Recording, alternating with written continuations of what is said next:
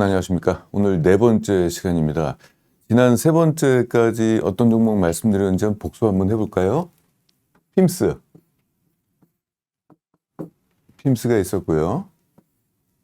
제가 맨날 이거 치다가 보니까 글씨를 쓰려고 그러니까 또 안 써지네요 또. 그리고 코엘 패션, 그리고 TNL. 제가 이제 채팅창을 좀 봤어요. 댓글로 뭐라고 말씀하시는지를 봤는데 조금만 주가가 움직이니까 벌써부터 겁을 내시는 분들이 계시는 것 같아요. 주가가 떨어진다.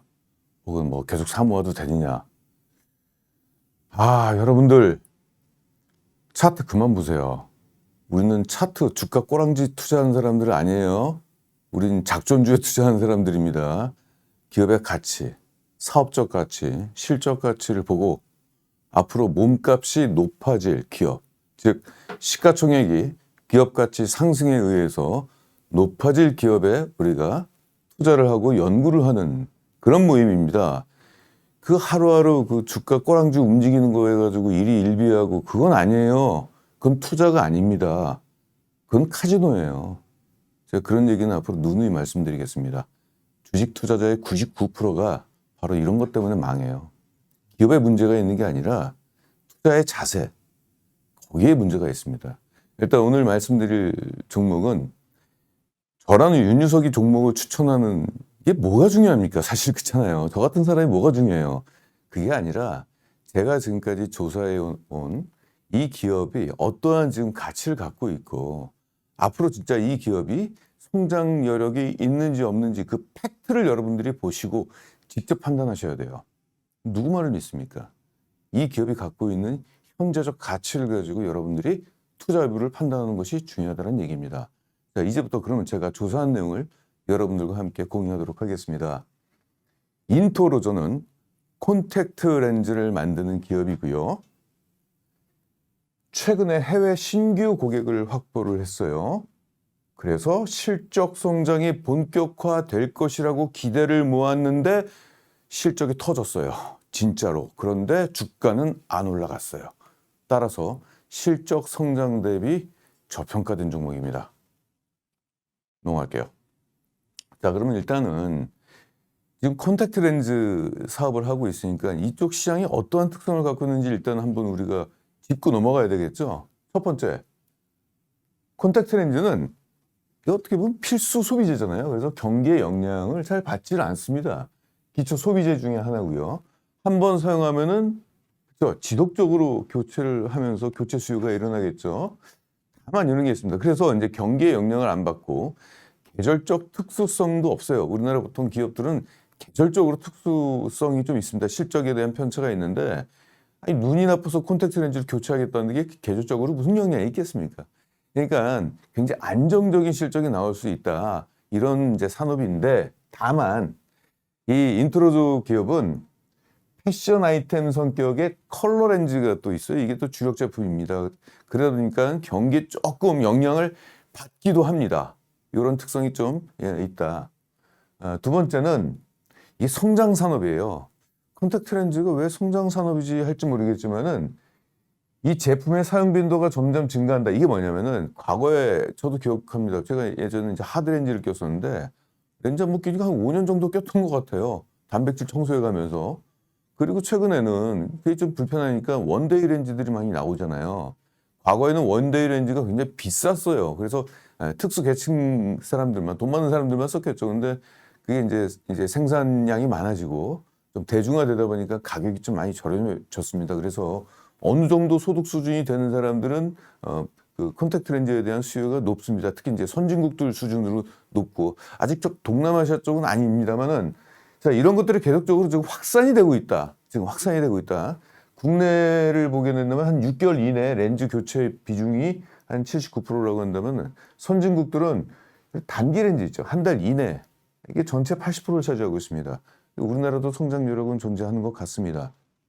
자, 아무튼 성장 산업입니다. 그래서 연평균 글로벌 시장을 보게 된다면 선진국들은 이미 성장의 한계를 좀 갖고 있겠죠. 우리나라도 마찬가지입니다. 우리나라, 일본, 그리고 미국, 유럽 이런 쪽은 성숙기입니다. 성장하지 않는데 이게 이제 신흥국들 중심으로 해서 이러한 이제 성장이 나옵니다. 연평균 성장률이 6.4%라고 한다면은 하나의 국가로 얘기한다면은 고성장 국가죠. 마찬가지입니다. 예, 고성장 산업입니다. 지금 현재로서는. 자, 일단 그래서 인터로저가 속한 이 산업은 지금 성장 산업에 있다. 이것만 일단 기억해 두시면 되겠습니다. 자, 그럼 본격적으로 분석해 볼까요? 일단 인터로저는 콘택트 렌즈 쪽에서 제조 부분에 있어서는 국내 1위예요. 판매 점유율 쪽에서는 이제 미국 존슨앤존슨 쪽에 이제 아큐보라는 많이 들어보셨죠? 이쪽이 지금 현재 1위를 하고 있습니다. 글로벌 시장에서는 인터로저가 7, 8위를 하고 있는데 이게 굉장히 놀라운 지금 성적이에요. 왜냐하면 컨택트 렌즈 같은 경우는 유럽과 미국에 있는 업체가 전 세계를 좀 과점을 하고 있습니다. 근데 우리나라 같이 사실상 옛날 수준으로 얘기한다면은 신흥국가였는데 우리나라에서 세계적인 그 컨택트 렌즈가 존재한다는 것이 해외에서 봤을 때는 좀 약간 좀 기이하다, 놀랍다. 옆 나라 일본도 없어요. 중국도 없고. 그렇게 봤을 때는 일단 인터로저에 뭔가 어떤 차별점과 경쟁력이 있다고 볼 수 있겠죠. 그게 뭘까요? 컬러 렌즈입니다. 컬러 렌즈. 미국 사람하고 그 서양 사람들은 눈이 컬러잖아요. 그러니까 컬러 렌즈에 대한 이제 니즈는 그렇게 크지는 않았겠죠. 근데 이제 인터로저 같은 경우는 이제 아시아권 국가들은 눈이 다들 까맣잖아요. 그러니까 이제 서구의 어떤 파란 눈, 뭐 이런 눈에 대한 선호도가 높을 것 같다 싶어가지고 컬러 렌즈를 만들었어요. 근데 컬러 렌즈는 이게 공법이 좀 틀립니다. 보통은 렌즈는 그냥 하나의 그 어떤 뭐랄까 필름으로 만든다라고 한다면은 이건 두 개 필름을 겹쳐야 돼요. 그리고 그 안에 컬러를 넣어야 되겠고요. 아무튼 이런 것들의 공법에 의해서 이것들을 이제 대량 생산하다 보니까 여기서 경쟁력을 갖게 된 거고 세계 시장에서 나름대로 명함을 내밀 수 있는 위치가 됐습니다. 그래서 지금 해외에는 50여 개 국가 OEM으로 지금 수출을 하고 있고요. 국내 자체 브랜드는 클라렌이라는 브랜드가 있습니다. 아무튼 이 정도 수준을 알고 있는데 중요한 것은 이 포인트입니다. 해외에서 여러 국가에서 OEM으로 위탁 생산을 지금 해주고 있다. 주문이 들어오니까 네, 알겠습니다. 만들어 드릴게요. 라고 이제 만들어 주는 거죠. 자, 최근에 있었던 가장 중요한 이슈만 제가 갖고 왔어요. 이 하이드로겔이라는 게 이제 습윤성이죠. 촉촉한 거. 유럽에서는 좀 촉촉한 걸 좋아하고요. 미국에서는 산소 투과율을 좋아하는데 이 실리콘으로 만들어 버리면요. 이 둘 다가 해결이 됩니다. 그래서 아무튼 2018년도에 이 신제품을 드디어 출시를 했어요. 유럽 시장에서는 이런 수분성, 촉촉한 렌즈에 대한 수요가 전체 시장의 80%를 차지하고 있기 때문에 이 인터로저가 이것을 만들었다는 사실 자체가 유럽 시장에 진출할 수 있는 초석이 된 겁니다. 자, 최근에 올해 3월 달에 지금까지 나온 렌즈 중에서 가장 발전된 렌즈, 진화된 렌즈가 하나 나왔습니다. 실리콘 하이드로겔, 실리콘으로 만든 습윤성 렌즈인데 원데이예요. 매일매일 이게 착용할 수 있는 거. 거기다가 그것이 또 컬러예요.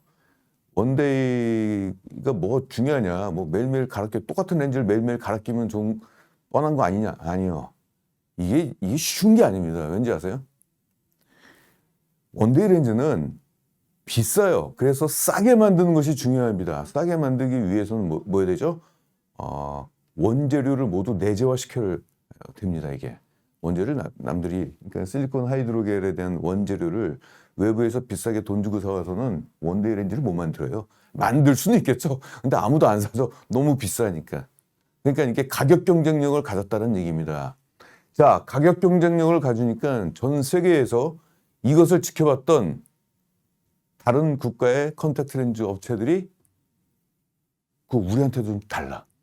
OEM 주문이 들어온 겁니다. OEM 주문이.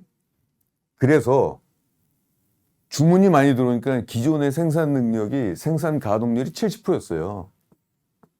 그럼 잉여 캐파가 한 30%가 남아있을 거 아니에요? 요거 가지고 신규 고객들이 주문이 들어오면 어느 정도 공급을 해줄 수 있을 거라고 생각했는데 세상에나 새로운 공장을 지었는데 생산 캐파가 2배로 일어났습니다. 주문이 폭발적으로 들어왔다는 증거입니다. 다시 말씀드릴게요. OEM 기업은요, 자기가 임의적으로 제품을 만드는 게 아니라 주문이 들어왔을 때 그제서야 만듭니다. 그러니까 100% 주문에 의해서 만들어주는 거기 때문에 생산 캐파가 2배가 늘었다는 것은 그만큼 주문이 굉장히 많이 들어왔다는 증거죠. 앞서 우리가 이런 걸 배웠죠. 앞으로 실적이 좋아질 것이다. 이건 기대감이죠. 팩트가 아닙니다. 그렇죠? 근데 우리는 그런 기대감만 가지고 투자해서는 굉장히 불확실하잖아요. 이럴 때는 이것처럼 확실하게 미래의 실적 성장을 할 수 있는 뭔가의 기반, 이런 것들을 닦아놓은 기업에 우리가 주목한다고 한다면은 투자의 성공률을 굉장히 높일 수가 있습니다. 연간 캐파가 원래는 1,000억 원이었는데 2,000억으로 늘었어요. 근데 여기다 또 하나 붙일게요. 공장 부지를 샀는데 공장 부지 사이즈가 보니까 굉장히 커요. 이거는 2,000억 규모가 아닙니다. 3,000억까지도 늘어날 수 있는 규모다 이거죠. 그러니까 이 회사 쪽에서는 앞으로 주문이 더 크게 몰릴 수 있다는 것까지 계산해 두고 공장 부지를 크게 만든 겁니다. 자산 추이를 한번 좀 보고 넘어갈게요. 이 기업은 이상한 흐름이 좀 보이고 있어요. 유형자산이 있잖아요. 여기 빨간 색깔이 유형자산입니다.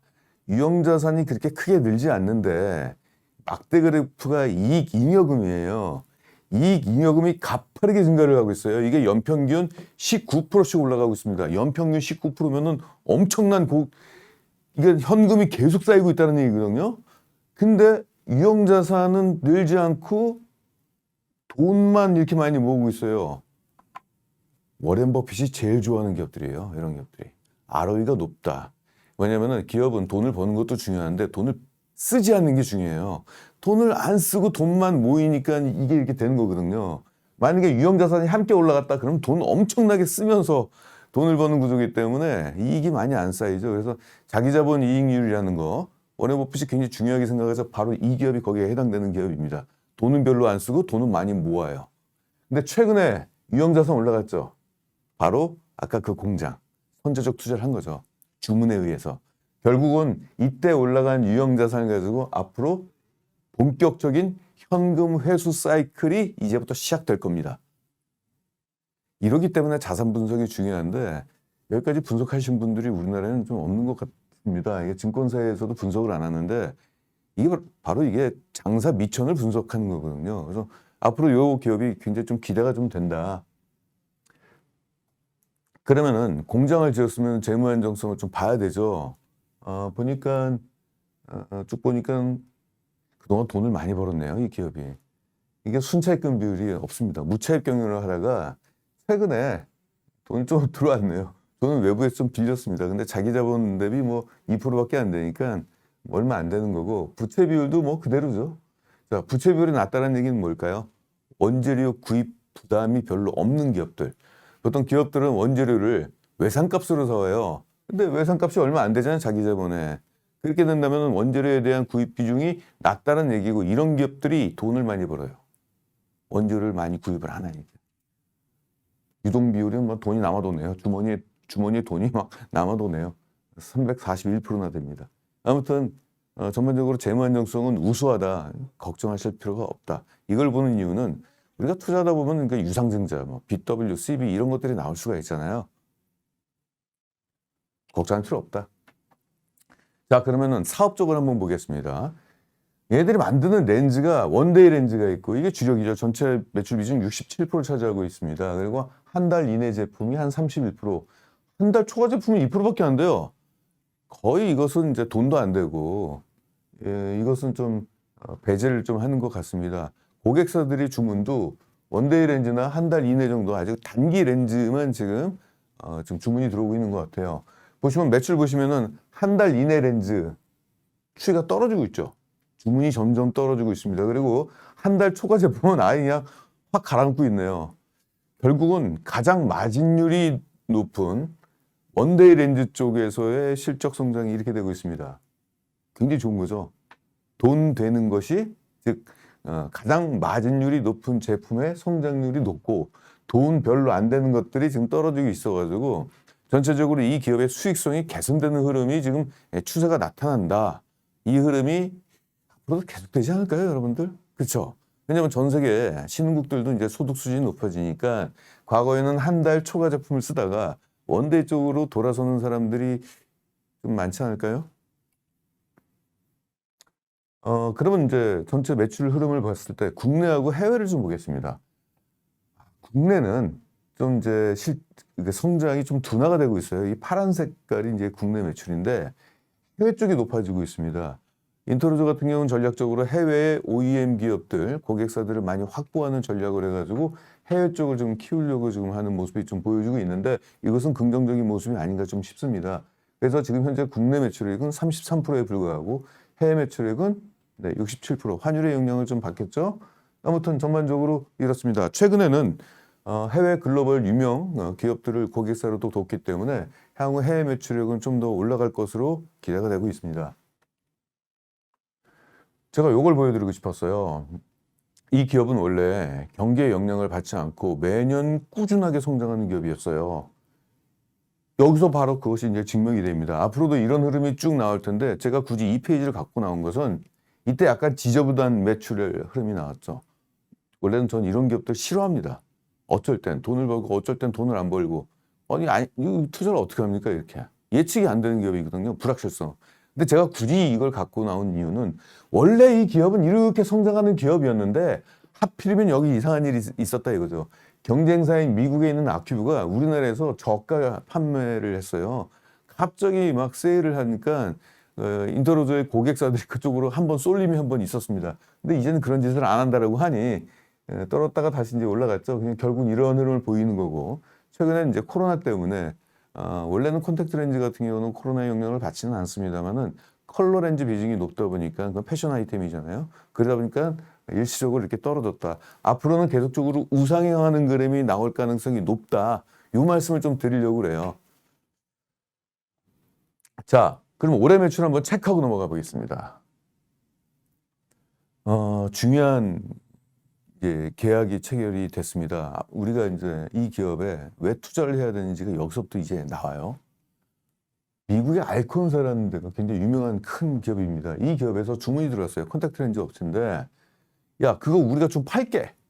왜 그러냐면은 얘들 같은 경우는 렌즈를 만드는 회사인데 컬러 렌즈를 만들 수 있는 공법도 없고 그 시설이 없는 거죠 이게. 그러니까 자기들이 직접 뭐 공장 짓고 그 설비 들여와서 하느니 아예 그냥 인터로저한테 구입하는 게 훨씬 효과적이다. 그래가지고 우리나라에서도 팔겠다. 그리고 이제 아시아 7개국, 자, 아시아 쪽이죠. 아시아 쪽은 눈 색깔이 까맣잖아요. 그러니까 이쪽에서 이제 수요가 있을 것이라고 본 거죠. 그래서 컬러 ODM 계약을 체결을 했습니다. 규모가 좀 큰 걸로 좀 보여주고 있어요. 아직까지는 금액이 정확하게 노출되지는 않았는데 앞으로 수요가 증진이 되게 된다면은 점진적으로 계약 금액이 높아지겠죠. 이 코로나 피해줍니다, 사실. 컬러 렌즈는 지금 코로나 피해를 받고 있기 때문에 향후 코로나가 완화가 된다면은 그 수요는 좀 더 높아질 것으로 기대가 돼가지고 여기 좀 기대가 돼요. 이게 올해 6월 달서부터 초도 물량이 좀 나갔다고 합니다. 6월 달이라면은 2분기 끝자락에 있는 분기이기 때문에 2분기 때 살짝 실적 잡혔겠죠. 3분기부터는 본격적으로 실적이 잡혔을 걸로 일단 추정하고 좀 뒤에서 보겠습니다. 자, 그리고 유럽에서도 그래요. 아까 얘기했잖아요. 하이드로겔 습윤성 렌즈는 유럽 사람들이 선호도가 높다. 그래서 유럽 쪽에서도 프랑스하고 스페인 쪽에 렌즈 회사 관련된 업체들이 들어왔는데 대형 업체입니다. 대형 업체가 들어가지고 주문이 이제 들어왔어요. 보통 올해 5월달, 6월달서부터 시작된 것으로 알려지고 있습니다. 왜냐하면 얘들이 공장을 작년 11월 달에 지었는데 공장 안정화하는 작업 기간이 한 6개월 정도 걸렸나 봐요. 그래서 공장 안정화가 거의 다 끝난 뒤에 이제 주문이 이제 본격화된 거죠. 일본 업체, 큰 업체가 들어왔어요. 원래 일본 쪽에서 컬러 렌즈에 대한 수요가 굉장히 높습니다. 일본 여자 뭐 아이돌 뭐 이런 친구들 보면은 TV에 나와가지고 다 컬러 눈을 갖고 있어요. 근데 연예인들이 TV에 나와가지고 컬러 렌즈를 끼고 있으니 뭐 보통 다른 학생들한테도 영향을 받겠죠. 우리나라도 그래요.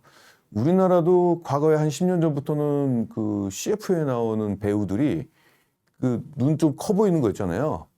그 안구가 좀 커 보이는 그런 렌즈를 끼고 나왔습니다. 근데 요즘은 거기에 또 색깔까지 들어갔어요. 컬러 렌즈를 끼고 있어요. 그러니까 이게 청소년들이나 이런 사람들한테 영향을 주죠. 네, 저희 집에 있는 딸내미도 네, 뭐 끼고 다니고 있습니다. 아무튼 이것은 이제 일본 같은 경우는 내년도부터 본격적으로 판매가 된다. 왜냐면 올해는 이게 의약품에 이제 구분돼 있다 보니까 뭐 일단 실험을 넘어가야 되니까 테스트 통과해야 되니까. 아무튼 이런 것들이 지금과는 없었던 실적입니다. 앞으로 나와야 될 실적들이 추가가 되는 거죠. 이것 때문에 바로 생산 캐파 2배로 확대를 했다는 얘기예요. 매출 성장은 확실시 되지 않을까요? 이건 여러분들 판단에 맡기겠습니다. 자, 이게 그 증거예요. 유용자산 올라간 거 보세요. 3공장을 지금 완공을 했어요. 다시 말씀드리겠지만 공장은 돈 먹는 하마입니다. 공장을 짓게 된다면은 대출 받아가지고 짓기 때문에 이자 비용이 나가요. 그리고 공장 기계를 관리해야 될 신규 직원이 필요하겠죠. 인건비가 증가합니다.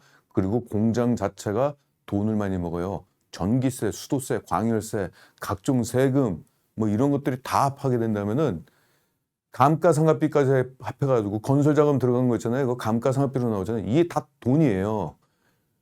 공장 캐파를 2배로 늘렸다는 것은 공장에 들어가는 비용이 2배가 증가한다는 얘기입니다. 엄청난 비용이 들어가는 건데 이걸 지었다? 취미로 지었을까요? 아니면은 기업주가 괜히 폼 잡으려고 지었을까요? 절대 그런 일은 없습니다. 돈이 들어온다는 것을 확신이 있을 때만 이걸 짓게 되는 거죠.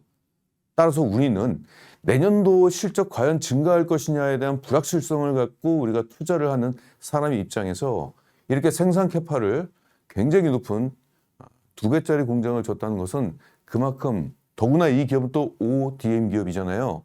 주문이 들어왔을 때 그제서야 생산을 해주고 납품하는 기업이기 때문에 생산 캐파가 2배가 증가했다는 것은 이것은 뭐 내년도 실적 성장에 대해서는 아무도 이의를 제기할 수 없는 팩트입니다.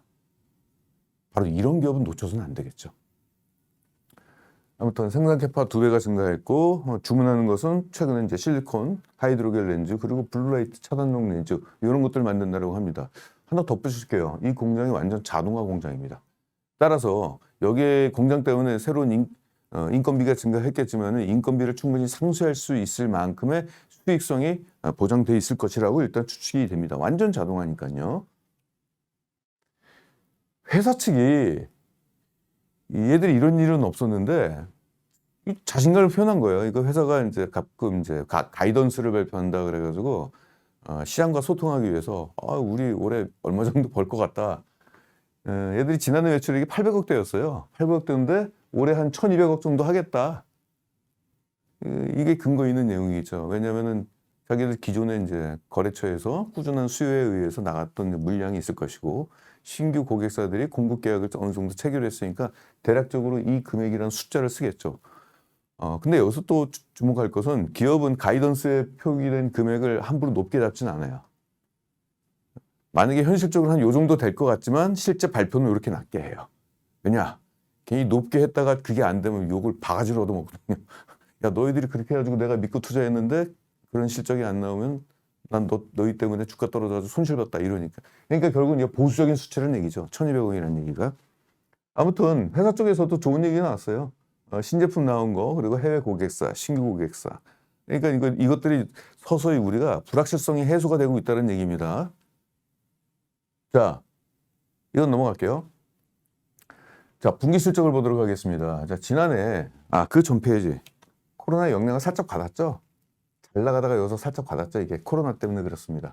이때는 아까 잠깐 얘기했지만은 아큐브 쪽에서 세일을 너무 세게 해가지고 고객을 좀 뺏겨가지고 그런 거고 그 다음에 이제 정상적인 실적이 나왔죠. 그러다가 이제 코로나 때 피해를 좀 받고 영업이익률 떨어졌죠.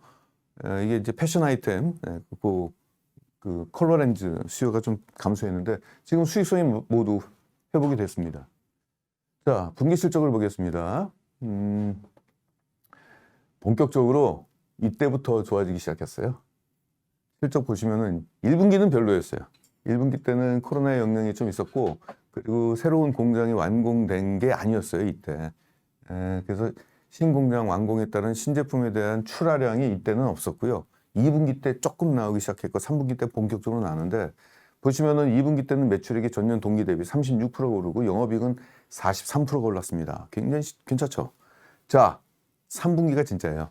매출액이 53%가 오르고 영업이익은 무려 125%가 증가하면서 본격적인 신규 고객사가 들어와서 그래서 공장을 만들었는데 신규 제품, 신제품이 이제 출하가 본격화됐다는 얘기입니다. 올해 상반기는 없었어요. 지금 3분기부터 나왔습니다. 그럼 3분기 그리고 좀 있으면 4분기 나오죠. 내년도 1분기부터는 본격적으로 실적이 이런 실적이 나오겠죠. 해외 매출 볼까요? 지금 보니까 이 3분기 때 사상 최대 분기 실적을 또 기록했습니다. 이게 지금 코로나 때문에 피해를 보고 있는 업종인데도 불구하고 이러한 실적을 보여서 결국은 이제 위드 코로나가 본격화된 종목이죠. 이 종목은 이제 코로나가 이제 완화가 된다면 이러한 실적이 좀 더 가속화되지 않겠느냐. 해외 쪽 보니까 지금 이 실적이 과거에서 가장 높은 실적이 됐습니다. 지금 그렇죠. 그리고 국내 쪽도 그렇습니다. 걱정 없을 것 같아요. 이 기업은 이제는. 그리고 꾸준한 수요를 바탕으로 하는 소비재이기 때문에 이러한 추세 갑자기 뚝 떨어지거나 이러지는 않지 않습니까? 렌즈라는 것이. 더구나 렌즈가 단기 렌즈잖아요. 또 원데이 렌즈 위주로 지금 움직이고 있기 때문에 꾸준한 수요에 의해서 이러한 우상향이 계속적으로 지속될 것 같다. 한번 코로나 때문에 망가졌지만, 네. 지역별로 보겠습니다. 국내 실적 괜찮아요. 그렇죠? 전년 대비 55%가 증가했어요. 완전 회복이 됐죠. 아시아 쪽, 이게 이제 일본 쪽입니다. 일본 쪽이 매출 비중이 높아요. 이게 22%. 북미 쪽은 마이너스 38%, 그러니까 역성장을 했죠. 그런데 전체 매출에서 비중이 2%밖에 안 됩니다. 그래서 뭐 마이너스 38%라는 숫자에 놀랄 필요가 없어요. 얼마 안 되는 겁니다. 비중이 2%밖에 안 되니까 신경 안 쓰셔도 됩니다. 근데 나중에는 미국 쪽도 지금 코로나 때문에 일시적으로 판매 부진이 일어나는 것 같은데 코로나가 완화가 된다면 다시 플러스로 되겠죠. 유럽 쪽도 12% 증가했고 이 기타 쪽이 어딘지 중동으로 제가 지금 판단이 좀 되고 있는데 왜 그러냐면 지난해 2020년도에 코로나가 확산됐을 때 기타 지역의 매출액이 급격하게 증가를 했습니다. 새로운 신규 바이어가 나왔던 것 같고 그 지역은 중동 쪽으로 지금 일단은 제가 파악이 되고 있습니다. 아무튼 좀 봐야 될 것 같아요. 매출 비중도 높은 편이죠. 기타 쪽에서. 아무튼 전반적으로 완전 회복이 일어나고 있는 것이 지금 보이고 있습니다. 여기서 이 얘기를 좀 할게요. 지금 이 숫자가 좀 지루할 텐데 좀 놀라운 얘기를 좀 하겠습니다. 매출액이 27%가 증가했어요. 자, 영업이익은 34%가 증가했고, 자, 이거 지금 말씀드리려고 하는 게 아니에요. 매출 원가율.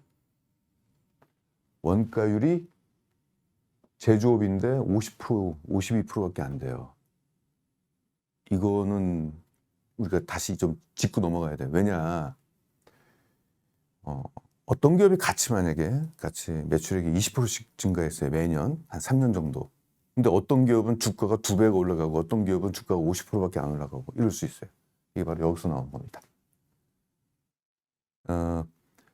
제조업은요, 다시 말씀드릴게요. 자, 이러한 물통, 이걸 팔기 위해서 원재료를 돈 주고 사야 되잖아요. 근데 원재료에 대한 비중이 높으면 가령 판매 가격은 1,000원인데 원재료가 900원이나 돼요. 그러면 기껏 100원 먹는 거잖아요. 근데 만약에 이런 기업이 있고 원재료가 500원밖에 안 되는 기업이 있어요. 하나 팔면 얘는 100원을 먹는데 얘는 500원을 먹어요. 그렇죠? 어떤 기업이 성장률이 더 좋을까요? 이거죠. 자, 이 기업은 매출 원가율이 이거밖에 안 된다는 것은 원재료 구입 비용이 별로 안 된다는 얘기입니다. 제조 원가가 낮다는 얘기예요. 이런 기업은 매출액이 조금만 올라가면 영업이익이 폭발적으로 올라갑니다. 영업이익이 그렇게 많이 올라가면 순이익이 폭발적으로 올라가고, 그러면 EPS가 폭발적으로 올라가니까 PR은 뚝뚝뚝 떨어지면서 주가는 그냥 확 올라가는 거죠, 상대적으로.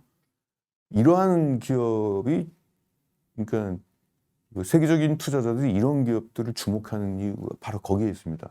그 증거를 보여드릴게요. 자, 일단 매출액은 27%가 올랐는데 영업이익은 34%밖에 안 올랐죠. 이건 1분기 때 실적이 부진해서 그래요. 자, 정확한 증거를 댈게요. 3분기 때 어떻게 되는지 다시 한번 돌아가서 보겠습니다. 3분기 때 보세요. 매출액은 53%가 올랐는데 영업이익은 무려 125%가 증가했어요. 이게 바로 그런 거예요. 이게 매출 원가율이 낮은 기업의 위력입니다. 이걸 다른 말로 영업 레버리지 효과라고 얘기하는데, 이러한 기업들은 매출액이 조금만 성장하면 영업이익은 거의 2배씩 올라가요. 그러니까 이런 기업들이 주가가 팍팍 올라간다는 얘기입니다. 매출액만 올라가면. 근데 최근에 해외 고객사를 확보를 했잖아요. 그럼 매출액 증가할 거 아닙니까? 영업이익 증가 속도는 그보다 훨씬 더 가파르게 올라가는 기업이에요.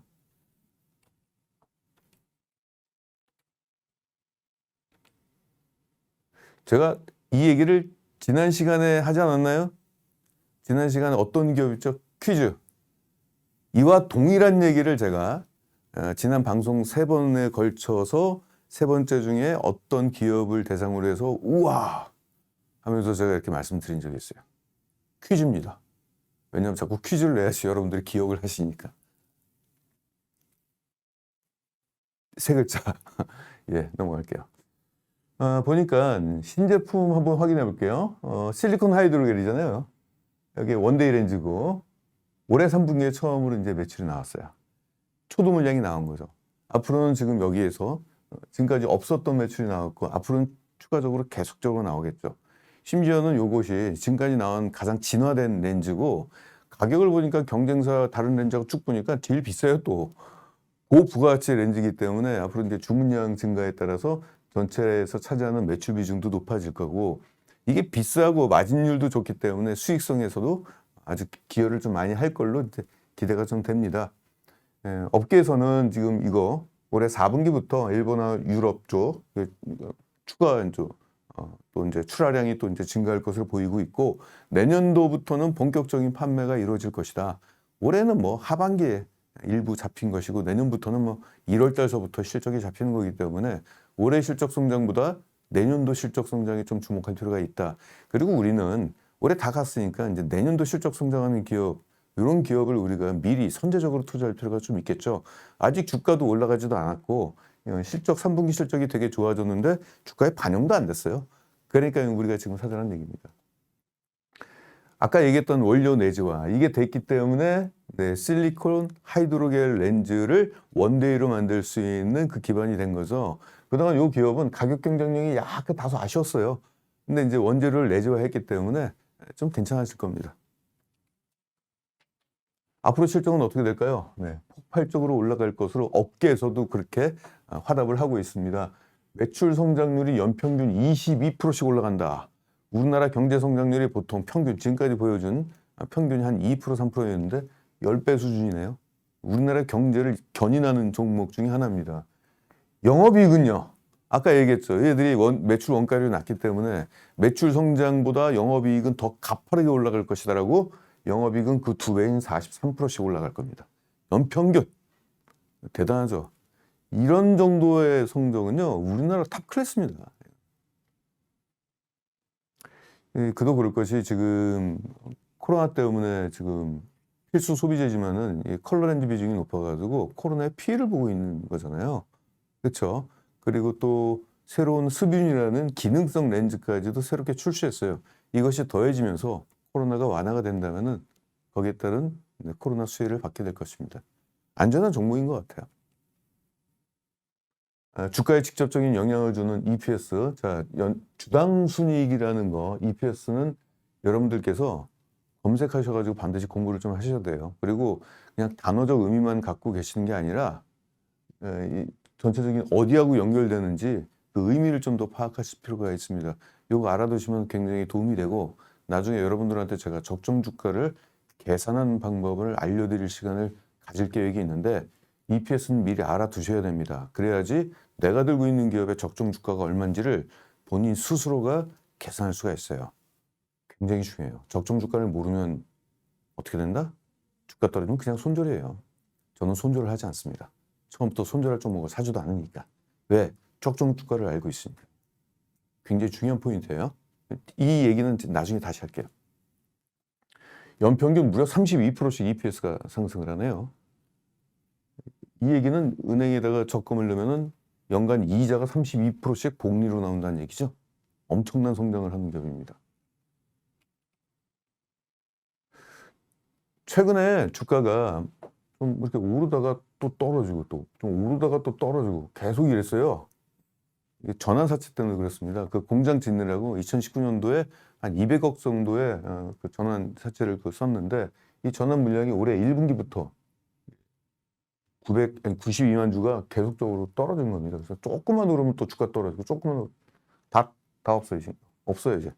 그래서 주가 상승을 억제할 만한 어떤 수급적인 요소도 지금은 제거가 됐기 때문에 좀 편하게 투자하셔도 될 것 같습니다. 목표가는 얼마로 잡아야 될까요? 이 기업이 그동안 평판이죠. 평판. 당기 순이익이 나왔을 때 시장에서는 주가를 몸값을 얼마를 쳐줬느냐. 뭐 높게는 막 36까지 올라가고 뭐 28 이렇게 나오고 낮게는 뭐 14 정도 이렇게 배치가 됐는데 우리는 보수적으로 목표가를 잡는 게 아니라 적정 주가를 잡는 게 중요하죠. 목표가는 뭔가 의지치가 들어간 거잖아요. 의지 없이 그냥 안 좋은 일도 있고 좋은 일도 있고 그러면서도 달성 가능한 가장 적정한 수준, 그래서 중간가 PR 20. 그도 그럴 것이 이 기업의 성장력이 연평균 성장력이 지금 32%나 돼요. 연평균. 이 정도 되면은 지금 PER 20은 성장률 대비 아주 싸게 잡은 거죠. 달성 가능성이 높아 보이고 지금도 PER이 28.9잖아요. 지금도 PER이. 그러니까 기업 가치가 존재한다는 얘기죠. 소비지에다가 글로벌 시장에서 내놓는, 그러니까 세계적인 기업이고 우리나라에서는 거의 독점적 지위를 갖고 있는 기업이고 이러다 보니까 이제 PER이 높게 형성이 돼 있는 건데, 이렇게 됐을 때 지금 가격이 한 27,000원대잖아요. 지금 현재 이 주가가. 그러면은 2022년도 내년도 실적 성장 한 그 수치하고 비교해 봤을 때 적정 주가는 43,000원 정도가 될 것 같습니다. 그러면은 한 50% 이상의 수익은 얻을 수 있을 것 같아요. 중요한 거는 이런 수익률이 중요한 게 아니라 이것을 달성할 수 있는 가시성이 높다. 그런 게 있잖아요. 같이 이 기업은 들고 있으면 한 50%가 기대가 되고 이 기업은 한 40% 정도가 기대가 된다. 근데 이것을 달성할 수 있는 확률은 요건 좀 낮고 요건 높다. 그럼 여기에 투자해야 되죠. 우리는 수익률이 중요한 게 아니라 수익률보다 더 중요한 게 뭐다? 적중률. 상승 적중률. 그러니까 실패하지 않는 투자, 상승 적중률이 높아지면 수익률은 뒤에 전리품으로 따라오게 됩니다. 그래서 오늘 제가 인트로저를 말씀드린 전후 사정을 다 말씀드리면서 이 기업은 이러한 사정이 있고 이러한 히스토리가 있었고 그래서 공장을 크게 만들었고, 공장 크게 만든 이유가 뭐예요? ODM 기업인데 고객사들이 많이 주문이 들어가지고 공장을 무려 2배씩이나 만들었고, 그러면 이것이 실적이 과연 나올까 안 나올까? 네, 3분기에 이미 확인이 됐습니다. 소비재 기업이기 때문에 한번 이런 것들이 이제 수요가 나오게 된다면 계속적으로 확산이 되겠죠. 그래서 2022년도 담궈야 될 종목 중에 또 하나 또 들어갔습니다. 이런 종목들을 여러 개, 심지어는 10개, 20개씩 들고 있으면은 그 안에서도 실패한 종목이 나올 수도 있잖아요. 근데 전체적으로 봤을 때 예외적으로 실패한 종목이 나오지만은 전체적으로는 성공 가능성이 높죠. 이런 식으로 해가지고 제가 포트폴리오를 여러분들과 작전주의에서 한번 만들어 보도록 하겠습니다. 괜찮은 기업이기 때문에 적극적으로 저는 추천을 합니다. 네, 끝까지 시청해 주셔서 고맙습니다.